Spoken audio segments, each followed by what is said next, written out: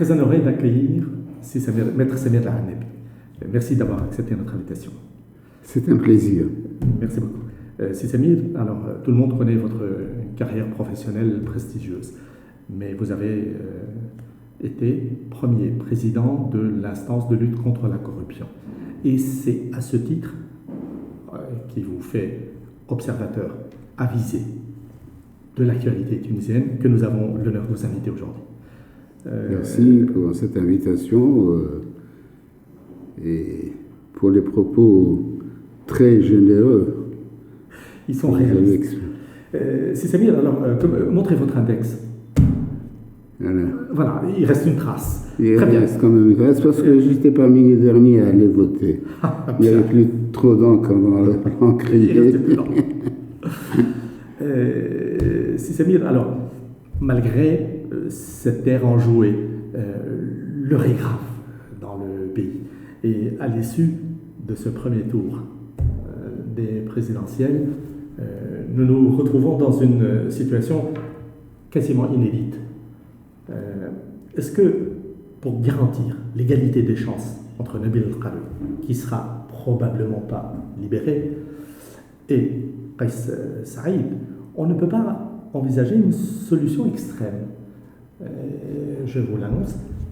Peut-on envisager de différer le deuxième tour, de maintenir le président intérimaire en fonction, le temps que la justice dise son mot? Est-ce que c'est une hypothèse plausible? C'est une hypothèse plausible, mais qui demande beaucoup de temps. Ce qui est contraire aux déclarations du président en poste et ce qui est contraire à la Constitution qui met un délai pour les fonctions de chargé de la présidence. C'est Mohamed El Nasser, lorsqu'il avait pris ses fonctions, a annoncé qu'il ne resterait pas un jour de plus que le délai constitutionnel. Officiellement, il l'a annoncé. Je le comprends très bien parce que c'est une personnalité très intègre, très conséquent avec lui-même, très compétent, vraiment une des fiertés du pays. Donc, ce que je crains, c'est que c'est Mohamed, il ne pourra pas abandonner son poste si les choses ne sont pas terminées. Mais pour rester là, pour un temps, ouvert. Le temps de la justice. Or, la justice est très lente. Il y a un an ou deux, j'étais en visite en Égypte sur l'un des sites archéologiques égyptiens. On parlait d'un procès qui a duré 250 années. Donc, j'espère que ça ne tiendra pas le coup cette fois-ci. Mais quand il y a des questions de chiffres, d'expertise comptable et de débat sur l'expertise et tout ça, ça demande beaucoup de temps. Bien. Sans jamais avoir de réponse claire et nette. Écoutez, je vous demanderai votre avis sur une autre alternative. Est-ce que le jour où la justice aura dit son dernier mot, et si le verdict prouve l'innocence de Nabil El-Karoui, s'il est acquitté, oui. Est-ce qu'on peut refaire le match, envisager de refaire le match? Non, ce serait plus possible. Écoutez, il y a deux choses au départ. Cet article de la Constitution est très mal lu ou interprété sur la décision finale de la justice. On vous dit que toute personne est présumée innocente jusqu'à la preuve de la culpabilité. Bon, ça c'est le principe absolu. Mais dans l'application, il faut relativiser. Si vous avez par exemple un criminel de droit commun qui tue 6 ou 7 personnes dans la rue, et que par hasard, ça se passe au moment des élections présidentielles, et qu'il vienne se présenter comme candidat au présidentiel. Est-ce qu'on peut dire il faut attendre que le procès se termine pour que l'on puisse accepter ou rejeter sa demande, ou que l'on puisse décider du sort des élections? Non, ce n'est pas possible. Donc, il faut vraiment relativiser.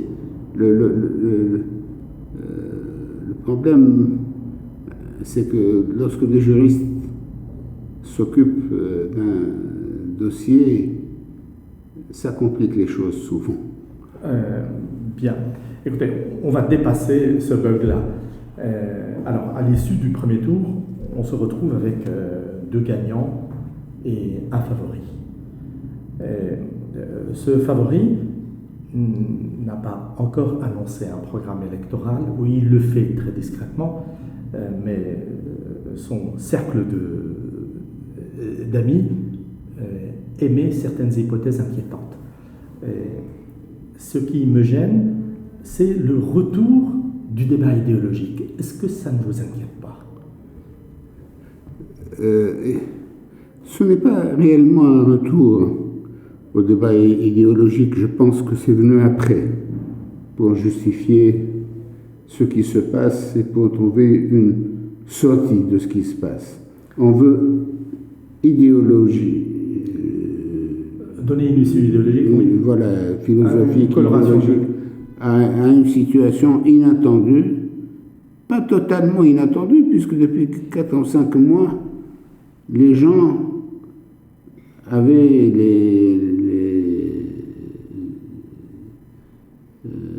les bureaux de sondage avaient annoncé ça. Donc ce n'est pas totalement inattendu. Ce qui est inattendu, c'est l'arrestation de Sinabil Qarawi, et qui a compliqué les choses, qui a rendu la situation extrêmement confuse. Et pas que, parce que les thèmes qu'on attendait pour cette occasion devaient davantage porter sur le sort des libertés, l'avenir de la transition, le parachèvement de la transition, les problèmes d'égalité entre hommes et femmes. Or, tous ces problèmes ont été occultés. On voit que le courant idéologique refait surface. Après 5 années de consensus, c'est quand même surprenant. C'est que nous n'avons jamais eu le courage d'attaquer les vrais problèmes. Le vrai problème, à mon avis, c'est l'adéquation ou l'inadéquation entre le système de production économique et le système politique qui existe. Nous sommes toujours dans un stade où le système économique était mis en place par un système autoritaire politique. Or, aujourd'hui, le système politique a évolué vers une démocratie, qu'on le veut ou pas, elle est toute relative, aucun doute. Ça demande du temps, c'est pas du jour au lendemain. Mais le système de production économique, comme l'analysait récemment dans un livre très intéressant, le professeur Hachmi Alay, n'est pas du tout adapté au système politique qui existe. Et il faut travailler sur ce lien entre le système économique et le système politique. Je vous rejoins sur un certain point. Mais n'allez-vous pas vite en besogner en disant que nous sommes un système démocratique? Le tissu institutionnel n'a pas été achevé. La démocratie n'est pas définitivement ancrée dans nos mœurs politiques, dans nos mœurs économiques. Écoutez, ne croyez-vous pas que le redémarrage de l'économie ne viendrait que lorsque la gouvernance républicaine sera définitivement installée, ce qui n'est pas le cas aujourd'hui? Oui, tout à fait vrai ce que vous dites. Il faut que les choses évoluent sur tous les plans, qu'il y ait une harmonisation, une coordination entre ces évolutions, ne pas laisser un système économique libéral à 90% ou à 95% et un système politique totalement libéral. Il faut qu'il y ait une adaptation entre les deux évolutions.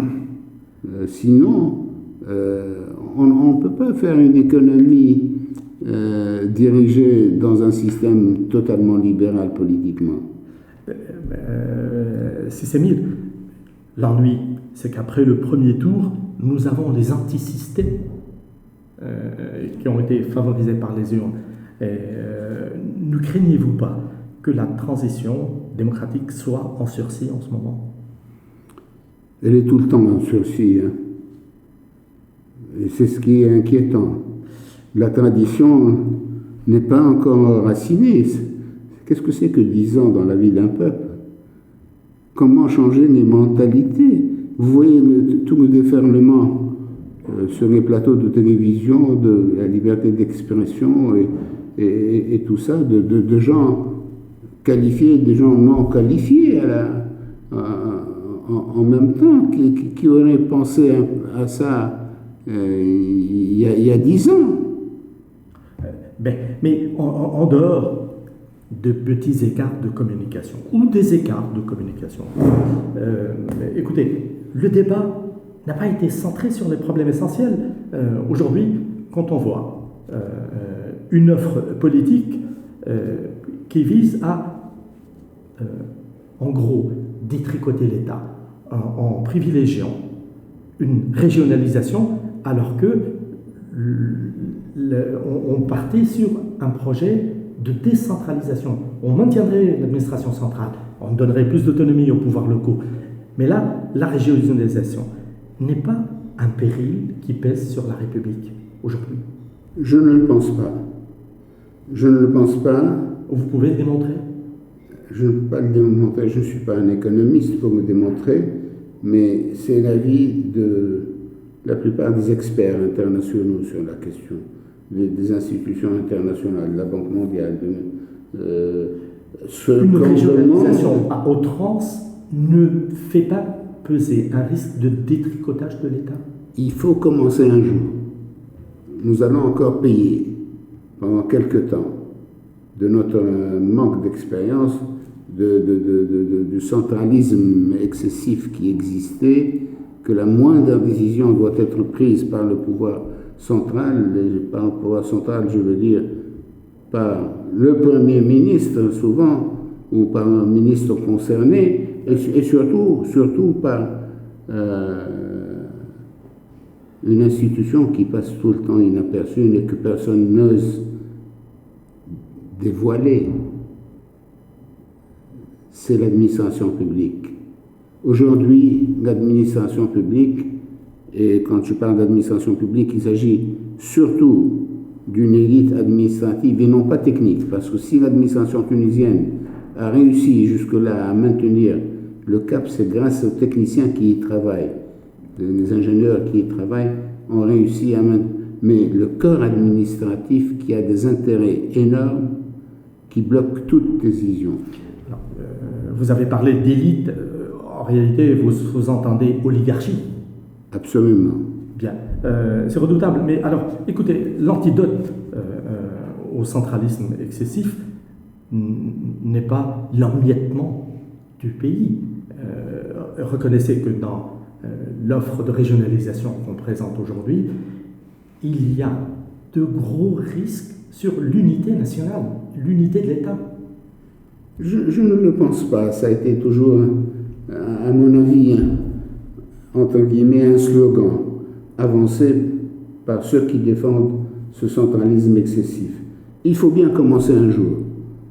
Et ça a commencé au niveau des institutions internationales. Aujourd'hui, la Banque mondiale, par exemple, qui était prête, je ne sais pas si elle l'est toujours, à financer le coût de cette décentralisation. Je n'aime pas le mot décentralisation. C'est une question de dévolution du pouvoir. Parce que quand on parle de décentralisation, c'est qu'on a déjà un préjugé centralisant. Et puis, voilà, on vous donne, on décentralise. C'est une dévolution du pouvoir. Il faut la définir dans l'absolu. Aujourd'hui, la Banque mondiale vous dit, moi, je ne donne plus d'argent. Je suis prête à financer, mais à condition que cet argent soit contrôlé de près dans sa gestion. Et comme je vous l'ai dit, il faut bien commencer un jour. Autrement, quelles sont les conditions préalables qu'il faut Je ne peux pas citer de conditions préalables, mais il y a des conditions qui me font peur, parce que ce basculement que vous semblez favoriser ou privilégier, en disant cela, vous ignorez un élément de taille qui est la présence de l'informel, parce qu'on a le sentiment que la bataille entre l'informel et le secteur organisé va rythmer le sort de l'économie tunisienne. Et vous ne semblez pas donner l'importance qu'il faut à la percée et à la résistance de l'informel, qui est en conquête de pouvoir. Absolument. Mais l'informel existe parce qu'il y a ce centralisme. Pour beaucoup, au moins, l'informel existe parce que les voies normales n'aboutissent plus normalement, si j'ose dire. Donc il faut les détourner, il faut faciliter l'accès à certaines choses, à certains services, à certains...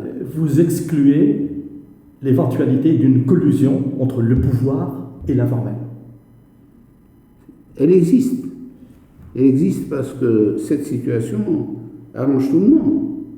Elle arrange les gens qui sont au pouvoir, l'administration publique. Vous pensez qu'elle est en mesure de lutter contre l'informel aujourd'hui? Oui. Ça ne fait qu'augmenter. Pourquoi? Parce que ça c'est favorisé, il y a une tolérance, il y a une marge de tolérance, un partage de bénéfices de retour. Écoutez, quand il y a une stabilité politique et quand il y a une gouvernance républicaine, l'informel ne peut que disparaître. Après tout, on lui a tendu la perche via cette loi de réconciliation. On a bien évoqué l'éventualité d'une amnistie de change. Écoutez, il y a eu une première amnistie. De change, non pas fiscale. Mais je parle de change. Oui. Oui, il y a eu un texte de loi qui permet de faire entrer des devises moyennant paiement d'une certaine somme, etc. Ça n'a rien donné. Pourquoi? Parce qu'il y a à la base un manque de confiance entre les gouvernants et les gouvernés. Il y a pas un manque de confiance, j'irai même plus loin, il y a aujourd'hui une rupture totale de communication entre les gouvernants et les gouvernés. Mais alors, comment rétablir la situation? Est-ce que, en élisant un populiste qui sait unir les contraires, parce que réunir la gauche radicale et l'extrémisme religieux, ça relève du miracle. Or, à bien fouiller, on trouve qu'ils ont un dénominateur commun. Ils sont contre l'État national. Est-ce que cette voie-là est sans risque pour la Tunisie? Est-ce que là, elle pourrait rétablir? Non, je ne pense pas que... Je ne plaide pas, du moins, la disparition de l'État central. Non, loin de là. Mais il faut que les régions aient le droit non seulement de dire, d'exprimer leurs besoins et de ne pas attendre un administrateur du ministère du Plan pour leur dire ce qu'il leur faut. Il faut les responsabiliser. Jusque-là, on les écoute et on les oublie. Et ça se répète. Pourquoi? Parce que les gens qui sont au pouvoir savent qu'ils ne le sont pas pour longtemps. Vous connaissez l'histoire de Shah. Lorsque... Je vais la découvrir? Non, je la connais. Le sultan a demandé à ce que l'on apprenne à son cheval à lire et à écrire. Il a fait appel à tous les intellectuels du pays. Personne n'a accepté évidemment cette mission malgré l'offre du sultan. Sauf Shah. Il lui a dit, moi, j'accepte. Majesté.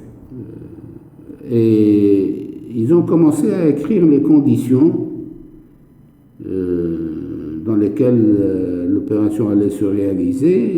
Et Shah a dit, il me faut 25 ans. Il a dit, d'accord, je vous accorde 25 ans. En rentrant chez lui, il a raconté l'histoire à son épouse. Évidemment, elle s'est révoltée. Il dit, mais qu'est-ce que... Il a dit, écoutez, dans 25 ans, soit le roi ne sera pas là, il sera mort, soit je serai mort, soit le cheval sera mort. Donc, le problème est là. Mais écoutez, vous soutenez que une régionalisation telle qu'elle est proposée n'aboutirait pas au califat, à l'avènement du califat? D'abord, je ne sais pas où elle est proposée et dans quel détail. Je ne l'ai pas vue. Mais il y a des bribes de déclarations à droite et à gauche. Mais elle risque de nous être imposée dans les faits. Non, je ne pense pas qu'un ministre ou qu'un premier ministre ou qu'un président de la République puisse agir à sa guise. C'est fini, c'est dépassé. Le système est encore là. Pour me changer, ça demande des dizaines d'années. Non, mais matériellement, qu'est-ce qui pourrait endiguer, qu'est-ce qui pourrait dissuader ou arrêter une initiative personnelle de ce genre, de cette nature? Parce que tout simplement, le président de la République n'a pas l'administration sous sa direction. L'administration qui gère le pays échappe au contrôle du chef de l'État. Il y a même aujourd'hui certaines institutions qui restent attachées à la présidence de la République, telles que le service de contrôle de l'administration, qui n'a plus de sens. Du temps d'un président centralisateur qui avait tout sous son regard, c'était normal d'avoir le corps de contrôle sous sa direction directe, mais aujourd'hui, l'administration échappe totalement au président de la République. Écoutez, on entend de ci, de là des craintes, pas souvent infondées, mais qui laissent croire, qui laissent présager l'éventualité d'un clash social. Je ne veux pas prononcer le mot de guerre civile, mais est-ce que ce risque existe aujourd'hui? À mon avis, c'est inévitable. Tout changement entraîne des clashs ou des frictions, parce que ça fait ou ça touche aux intérêts. Et c'est ça la clé à tout. Le problème d'idéologie s'est dépassé.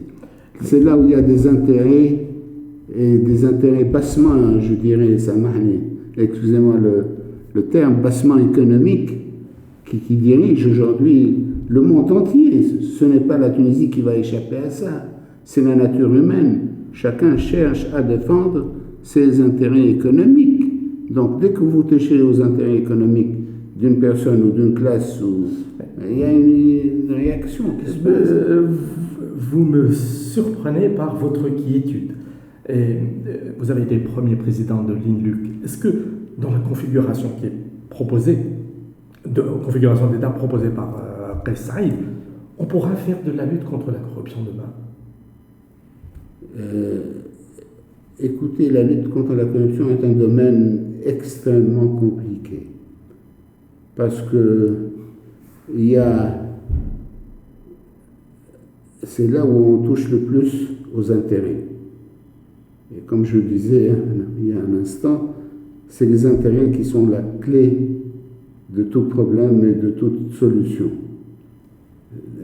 Donc c'est un travail à très long terme, c'est un travail qui demande beaucoup de sacrifices, mais je crois que c'est possible. nous avons eu je ne sais pas comment qualifier ça, le courage ou le manque de maturité à juger les choses très superficiellement. On ne va pas au fond des problèmes. On ne s'attaque pas aux notions de base. Qu'est-ce que c'est que la corruption? Personne ne peut vous donner une définition de la corruption aujourd'hui. Même le texte de loi qui a mis en place l'institution de lutte contre la corruption, il donne une définition extrêmement large où tout peut tomber sous la loi de la corruption, mais vous ne trouvez pas dans ce texte beaucoup de dispositions positives sur la façon de lutter contre la corruption. Et ça commence au primaire, alors qu'aujourd'hui, un des problèmes essentiels auxquels fait face la société, c'est le problème des cours particuliers. Première année primaire, on impose aux élèves de suivre des cours particuliers. C'est de la corruption, ça. La corruption, je peux vous donner une vision de ce que le bon peuple attend de lutte contre la corruption. C'est la corruption, c'est le modèle politique scandinave est apaisant. Personne ne doute de l'existence de la corruption. Le modèle méditerranéen ne l'est pas encore, et tunisien encore moins. Si vous voulez, deux représentations de deux structures de pouvoir, d'État, où on peut schématiser l'existence et l'inexistence de la corruption. Écoutez, vous ne pouvez pas vous rendre compte de l'état d'avancement de l'existence de la corruption dans les systèmes scandinaves.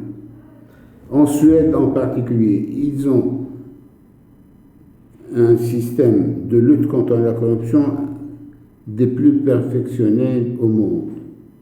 C'est pour ça que ça n'existe pas, ou presque. Mais ça existe. Il y a des cas de corruption extrêmement importants. C'est un peu une maladie incurable, mais qui ne tue pas, suivant l'état Mais en Scandinavie, on a significativement mis en échec cette maladie. Mais écoutez, là pour finir, quel serait votre pronostic sur le deuxième tour et l'avenir de la démocratie? Écoutez, je n'ai pas réellement de pronostic à annoncer, mais tout simplement dire que en Tunisie, il y a de la place pour tout le monde. Et c'est peut-être l'indice le plus important de la démocratisation du système. Il faut oublier l'idée d'éliminer l'autre. Il faut accepter l'autre. Il faut relativiser les choses et s'éloigner de l'excessisme intellectuel ou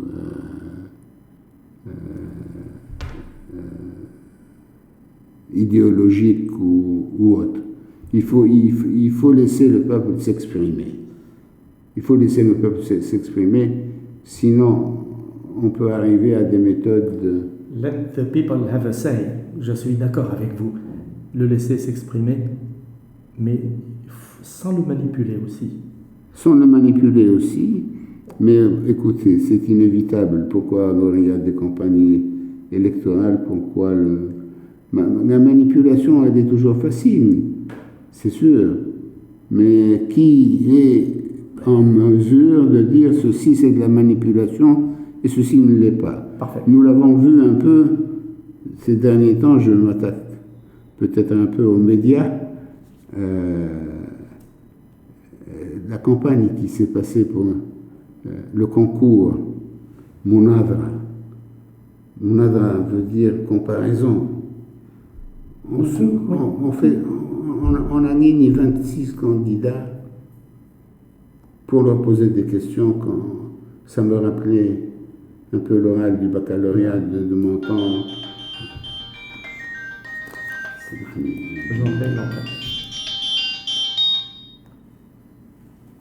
Donc, vous voyez un peu la situation qui est en mesure de... Vous savez pour qui vous allez voter?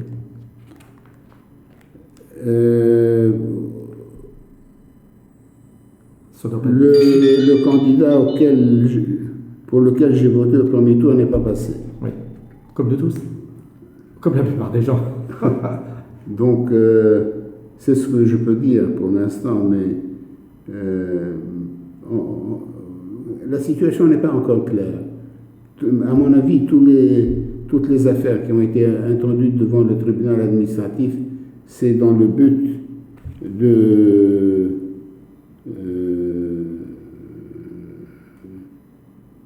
retarder, donner plus de temps pour trouver la solution, alors qu'on aurait dû y réfléchir il y a 6 mois. Rassurez-moi, vous ne voterez pas blanc, parce que... Non, je n'ai jamais voté blanc de ma vie, mais je crois que là, nous sommes devant une situation des plus difficiles. Le vote n'est pas... parce que vous avez, d'une part, un candidat à qui on reproche un manque de vision, oui, au moins qu'on puisse dire, pour ne pas dire ouvertement, parce que son nom est associé au mot islam. Et puis, de l'autre côté, nous n'avons pas un candidat. Au concept islamisme, non pas au islam, au concept islamisme, qui est un courant politique précis, et qui pourrait nous précipiter. Je sais que Saïd n'appartient pas à ce mouvement. Il ne fait pas partie de Nahda. Contrairement à ce que beaucoup de gens me disent de façon simplifiée. Je ne pense pas, j'ai des informations personnelles, bon, elles sont assez vieilles quand même dans le temps, mais je sais qu'il n'appartient pas au mouvement Nahda. Je n'ai jamais dit qu'il appartenait. Non, mais je parle de l'opinion publique. Il peut être séduit. Dans l'opinion, on dit qu'il est séduit par le... Oui, on le classe de ce côté-là. Bien. Et l'autre candidat, comment vous le qualifiez? L'autre candidat, c'est un monsieur que je ne connais pas de près, mais non plus, je ne vois pas comment expliquer son programme. Ça m'a un peu rappelé, j'avais une admiration excessive pour l'ancien président américain Abraham Lincoln. C'était un peu mon idéal dans la vie politique, mais quand j'ai vu le film qui a été dédié, il y a 3-4 ans, peut-être un peu plus maintenant, comment il a obtenu le vote pour abolir l'esclavage aux États-Unis. Qui peut s'ériger contre l'abolition de l'esclavage? Toute personne humaine. Douée de bon sens, oui. C'est le bon sens, c'est la base de tout, supprimer l'esclavage. Quand vous voyez les méthodes qu'il a utilisées au Congrès où il a soudoyé. Mais c'était pour la bonne cause aussi. Ben voilà, le problème est là. Quand on soudoie, on dit toujours que c'est pour la bonne cause, mais des fois les moyens utilisés. Alors, ce qui a été fait par Nabil Khan, utiliser sa télévision, a utilisé ses moyens d'expression indirectement. S'il l'avait avoué dès le premier jour, aucun problème. Mais loin de nous l'idée de faire le procès de l'un ou de l'autre, mais simplement, voilà, on faisait un comparatif pour éclairer nos lecteurs. Je vous laisse le mot de la fin.